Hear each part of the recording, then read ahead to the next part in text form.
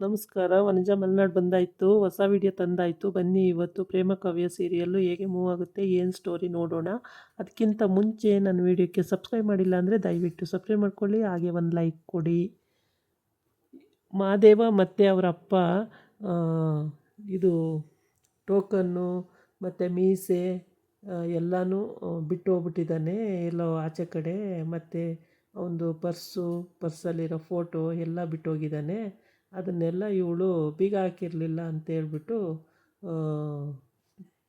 ತಾತನ ನೋಡೋಕ್ಕೆ ಅಂತ ಬರ್ತಾಳೆ. ರಾಘವೇಂದ್ರ ತಾತ ಇದ್ದಾರೆ ರೂಮಲ್ಲಿ ಅಂತೇಳ್ಬಿಟ್ಟು ನೋಡ್ಕೊಂಡು ಹೋಗೋಣ ಅಂತ ಬರ್ತಾಳೆ. ಇಲ್ಲಿ ನೋಡ್ತಾಳೆ ಎಲ್ಲ ಮಾದೇವಂದೇ, ವಿಗ್ಗು, ಮೀಸೆ, ಗಡ್ಡ ಎಲ್ಲ ಮಾದೇವಂದು ಟೇಬಲ್ ಮೇಲಿರುತ್ತೆ. ಆಮೇಲೆ ಅವನ ಪರ್ಸ್ ನೋಡ್ತಾಳೆ. ಪರ್ಸಲ್ಲಿ ಅವಳದು ಫೋಟೋ ಒಂದಿರುತ್ತೆ, ಮತ್ತು ಕಲ್ಯಾಣಿದು ಒಂದು ಫೋಟೋ ಇರುತ್ತೆ. ಇದನ್ನೆಲ್ಲ ನೋಡಿಬಿಟ್ಟು ಮಹಾದೇವ ಇಷ್ಟೊಂದು ಡೂಪ್ಲಿಕೇಟ್ ವೇಷ ಹಾಕ್ಕೊಂಡು ನಮ್ಮನ್ನು ಯಾಮಾರಿಸ್ತವನೆ ಅಂತೇಳ್ಬಿಟ್ಟು ಸಿಟ್ಟು ಬಂದುಬಿಡುತ್ತೆ ಅವಳಿಗೆ. ಸಖತ್ತು ಸಿಟ್ಟು ಬರುತ್ತೆ. ಆಮೇಲೆ ಅದೇ ಸಿಟ್ಟಲ್ಲಿ ಹೋಗಿರ್ತಾಳೆ. ಇವರಿಬ್ಬರು ಬರ್ತಾರೆ. ಅಯ್ಯೋ ಎಲ್ಲರೂ ಬಂದು ನೋಡಿಬಿಟ್ಟಿದ್ರೆ ಕಾವ್ಯ ಕತೆ ಏನು ಅಂತೇಳ್ಬಿಟ್ಟು ಬಂದು ಗಾಬರಿಯಾಗಿ ನೋಡಿ ಅವೆಲ್ಲನೂ ಎತ್ತಿಡ್ದಲ್ಲೇ ಹೋಗ್ಬಿಟ್ಟಿದ್ದೀವಲ್ಲ, ಬೀಗನೂ ಹಾಕಿಲ್ಲ ಅಂತೇಳ್ಬಿಟ್ಟು. ಹಂಗಾಗಿ ಇಬ್ಬರು ಗಾಬರಿಯಾಗಿ ಇದು ಮಾಡ್ತಾರೆ. ಆಮೇಲೆ ಫೋಟೋ ನಮ್ಮಮ್ಮ ಕಲ್ಯಾಣಿದು ಅಂತ ಫೋಟೋ ಇದೆ ನೋಡಿ ಅಪ್ಪಾಜಿ ಅಂತ ಕೊಡ್ತಾನೆ. ಹೌದು ಅಂತಾರೆ. ಆಮೇಲೆ ನೋಡಬೇಡ ಜಾಸ್ತಿ ದೃಷ್ಟಿ ಆಗುತ್ತೆ, ಕೊಡು ಅಪ್ಪಾಜಿ ಅಂತ ಮತ್ತೆ ಇಸ್ಕೊಬಿಟ್ಟು ಅವನು ತೆಗೆದಿಟ್ಕೊಂಡು ಈಗ ಏನು ಮಾಡೋದು ಅಪ್ಪಾಜಿ, ಕಾವ್ಯಗೆ ಒಳ್ಳೆ ಪರ್ಸೆಂಟೇಜ್ ಬಂದಿರೋ ಕಾರಣಕ್ಕೆ ಅವಳಿಗೆ ಒಳ್ಳೆ ಆಫರ್ಗಳಿದೆ ಇವಾಗ. ಅವಳು ಇನ್ನು ಹೋಗ್ಬಿಡ್ತಾಳೆ ಕೆಲಸ ಅದು ಇದು ಅಂದ್ಕೊಂಡು. ಈಗೇನು ಮಾಡೋದು, ನಾನು ಹೆಂಗೆ ಮಾದೇವಾಗಿ ಹೋಗೋದಾ ಅಥವಾ ಸೆಕ್ಯೂರಿಟಿಯಾಗಿ ಹೋಗೋದಾ, ಏನು ಮಾಡೋದು ಅಂತ ಯೋಚನೆ ಮಾಡ್ತಿರ್ತಾನೆ. ಆವಾಗ ನೀನು ಹೋಗಿ ಹೇಳೋದೇ ಬೆಸ್ಟು ಅಂತ ಹೇಳ್ತಾನೆ. ಈ ಕಡೆ ಪ್ರೇಮ ಪಾಯಸ ಮಾಡಿ ಪಂಚಮಿ ಬಂದಿದ್ದಾಳೆ ಅಂತೇಳ್ಬಿಟ್ಟು ರಾಮಗೆ ಪಂಚಮಿಗೆ ಅವಳಿಗೆ ಪಾಯಸ ಮಾಡಿಕೊಂಡು ಮತ್ತು ಕಲ್ಯಾಣಿ ಅತ್ತೆಗೂ ಒಂದು ಸ್ವಲ್ಪ ತಗೊಂಡೋಗಿ ಕೊಡು ಅಂತೇಳಿ ಜಾಸ್ತಿ ಮಾಡಿ ಕೊಟ್ಬಿಡ್ತಾಳೆ. ತಗೊಂಡೋಗಿ ಕೊಡು, ಮರಿಬೇಡ, ನಾನು ಮಾಡಿದೆ ಅಂತ ಹೇಳಬೇಡ, ನಾನು ಮಾಡಿದೆ ಅಂದರೆ ಕುಡಿಯಲ್ಲ ಅಂತ ಹೇಳಿ ಕೊಟ್ಟಿರ್ತಾಳೆ. ಆಯಿತು ಬಿಡು, ನಾನು ಹೇಳ್ತೀನಿ, ಹೆಂಗೋ ಮ್ಯಾನೇಜ್ ಮಾಡ್ತೀನಿ ಅಂತ ಈ ಪಂಚಮಿ ಮೂಗು ಹುಡುಗಿ ಹೇಳಿರುತ್ತೆ. ಹೇಳ್ಬಿಟ್ಟು ತಗೊಂಡು ಹೋಗ್ತಾ ಇರ್ತಾಳೆ. ಮನೆಗೆ ಇನ್ನೇನು ತಗೊಂಡು ಹೋಗಿದ್ದಾಳೆ. ಅಲ್ಲಿ ವಿಷಯ ಗೊತ್ತಾಗುತ್ತೆ ಇವಳಿಗೆ. ಫಸ್ಟೇ ಮನೆಗೆ ವಿಷಯ ಗೊತ್ತಾಗಿರುತ್ತೆ.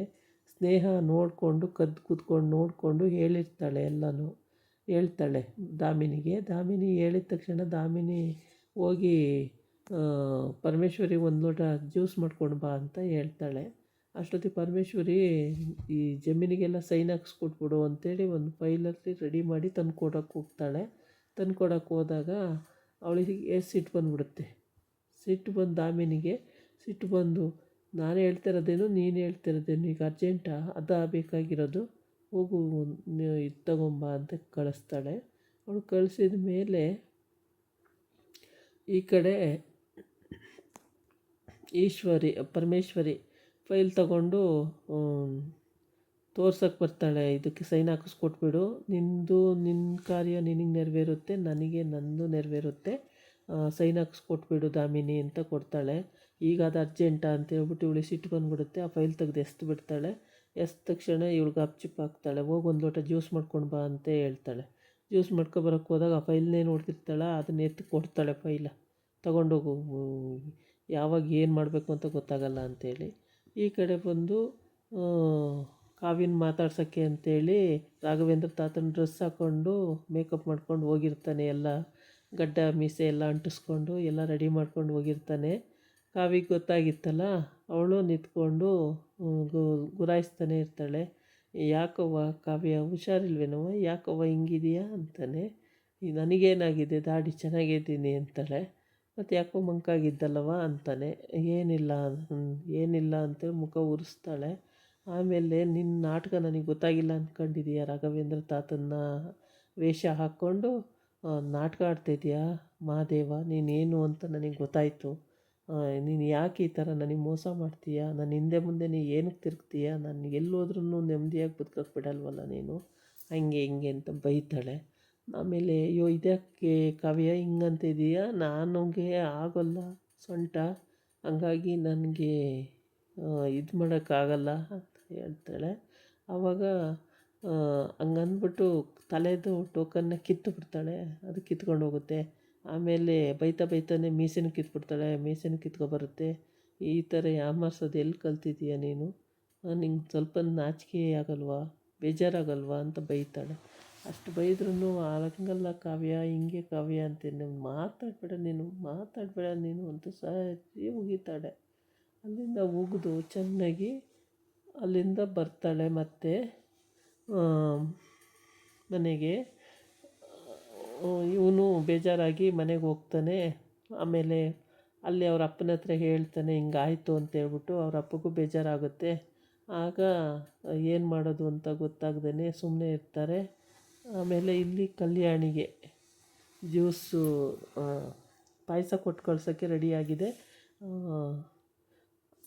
ಕೊಟ್ಟು ಕಳಿಸಿರ್ತಾಳೆ ಪಾಯಸವ. ಈ ಕಡೆ ಬಂದು ಕಾವ್ಯ ಸಖತ್ತ ಬೈದಾಕ್ತಾಳೆ ಮಾದೇವಿಗೆ. ಉಸಿರೆತ್ತಕ್ಕೆ ಬಿಡಲ್ಲ. ಕಾವ್ಯ ಹಂಗಲ್ಲ ಹಿಂಗೆ ಅಂತ ಹೇಳೋಕೆ ಹೋಗ್ತಾನೆ. ಮಾತಾಡಬೇಡ, ಮುಚ್ಚು ಬಾಯಿ, ನೀನು ಮಾಡಿರೋ ದರಿದ್ರ ಕೆಲಸ ನನಗೆ ಗೊತ್ತಿಲ್ವಾ, ಹಾಗೆ ಹಿಂಗೆ ಚೆನ್ನಾಗಿ ಉಗಿದು ಉಪ್ಪು ಹಾಕ್ಬಿಡ್ತಾಳೆ. ಉಪ್ಪು ಹಾಕಿ ಆಮೇಲೆ ಅವನು ಬೇಜಾರು ಮಾಡಿಕೊಂಡು ಮನೆಗೆ ಹೋಗ್ತಾನೆ. ಮನೆಗೆ ಹೋಗಿ ಅವ್ರ ಅಪ್ಪ ಹತ್ರ ಹೇಳ್ತಾನೆ ಎಲ್ಲನೂ. ಈ ಕಡೆ ಪಂಚಮಿ ಪಾಯಸ ಕೊಟ್ಬಿಟ್ಟು ದೇವಸ್ಥಾನಕ್ಕೆ ಹೋಗೋಣ ಅಂತ ಹೇಳಿರ್ತಾಳಲ್ಲ ಮಹೇಶ್ವರಿ, ಅದಕ್ಕೆ ರೆಡಿಯಾಗಕ್ಕೆ ಹೋಗಿರ್ತಾಳೆ. ಇವಳು ಪಾಯಸ ಕೊಟ್ಬಿಟ್ಟು ಈಗ ಬೇಡ, ನಾನು ಆಮೇಲೆ ಕುಡಿತೀನಿ ಅಂತಾಳೆ. ಇಲ್ಲ ನೀನು ಕುಡಿ ಅಂತ ಹೇಳ್ತಾಳೆ. ಈಗಲೇ ಕುಡಿಬೇಕಾ ಅಂತಾಳೆ. ಹ್ಞೂ ಕುಡಿ ಅಂತ ಹೇಳ್ತಾಳೆ.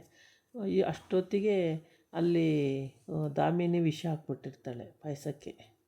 ಅವಳಿಗೇನೋ ಜ್ಯೂಸ್ ಚೆಲ್ಲಿಬಿಟ್ಟು ಸೆರಗು ಮೇಲೆ ಇವಳು ಪರಮೇಶ್ವರಿ ಜ್ಯೂಸ್ ಚೆಲ್ಲಿಬಿಡ್ತಾಳೆ. ಜ್ಯೂಸ್ ಚೆಲ್ಲಿದ ತಕ್ಷಣ ಜ್ಯೂಸ್ ತೊಳೆಯೋಕ್ಕೆ ಅಂತ ಆ ಕಡೆ ಕರ್ಕೊಂಡು ಹೋದ್ಲು ಅವಳು ಪರಮೇಶ್ವರಿ.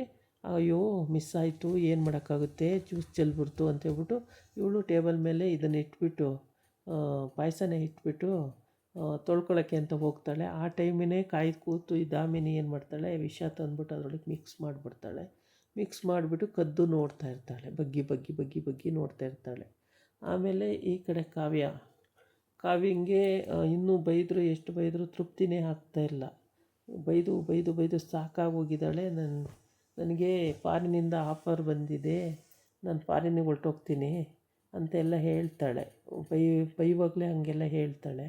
ಆಮೇಲೆ ಅವನ ಮನೆಗೆ ಹೋಗಿ ಮಹಾದೇವ ಬೇಜಾರು ಮಾಡಿಕೊಂಡು ಅವ್ರ ಅಪ್ಪ ಹತ್ರ ಹೇಳ್ತಾನೆ. ಅವ್ರ ಅಪ್ಪ ಹೇಳ್ತಾನೆ, ನಾನಿದ್ದೀನಲ್ಲ ಸುಮ್ಮನಿರು, ಸರಿ ಮಾಡ್ತೀನಿ, ಕಾವ್ಯನ ಹತ್ರ ಮಾತಾಡಿ ನಾನು ಸರಿ ಮಾಡ್ತೀನಿ, ನೀನೇನು ಯೋಚನೆ ಮಾಡಬೇಡ, ಸುಮ್ಮನಿರು ಅಂತೇಳ್ಬಿಟ್ಟು ಸಮಾಧಾನ ಮಾಡ್ತಾನೆ.